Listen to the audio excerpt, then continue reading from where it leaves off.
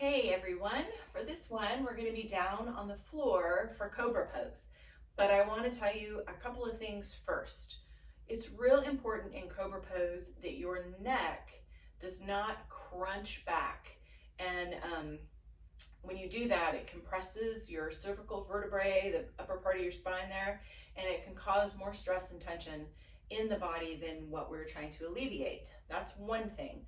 So in this, and I will instruct you, we're going to gaze a little forward, but the chin is toward the body ever so slightly. And then the other place you want to pay attention is your low back.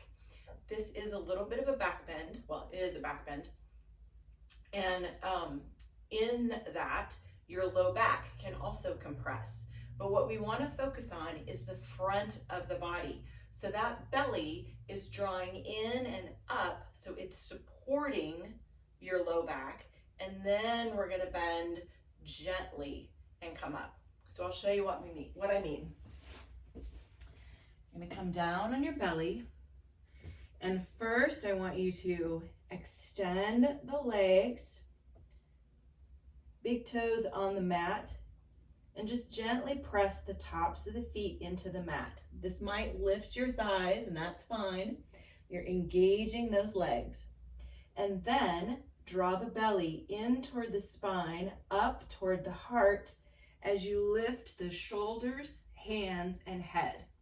And your gaze with the head, again, chin is in just a little. Your gaze is out toward the edge of your mat, or about 8 inches or so in front.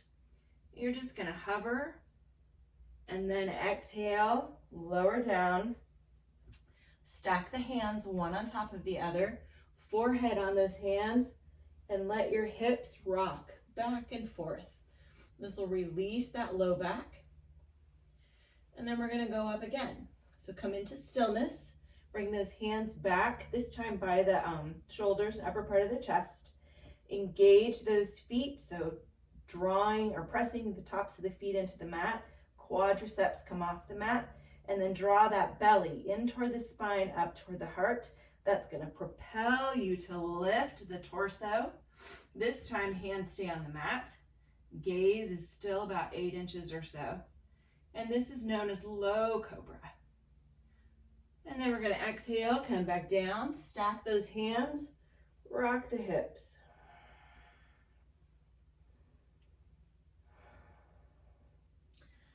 And then come back up. We're going to do one more. So hands are by the chest, engaging the tops of the feet, pressing, drawing the belly in toward the spine, up toward the heart.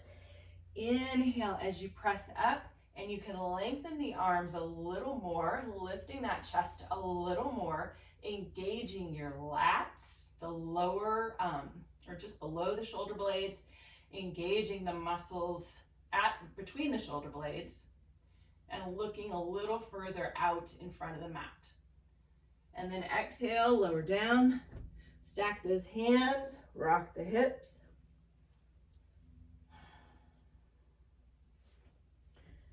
And then to come up and release, just come back to hands and knees.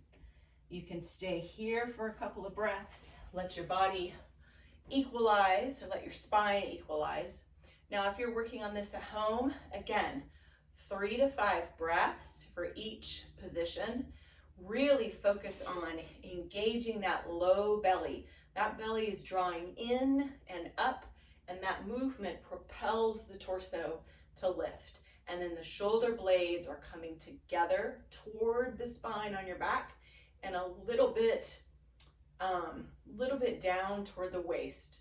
It's more muscular engagement and not a real hard action. So I hope this helps with your Cobra pose. It's a great heart opening, expanding, making space. And it also helps with the rounded shoulders that we get so much as we work in our life.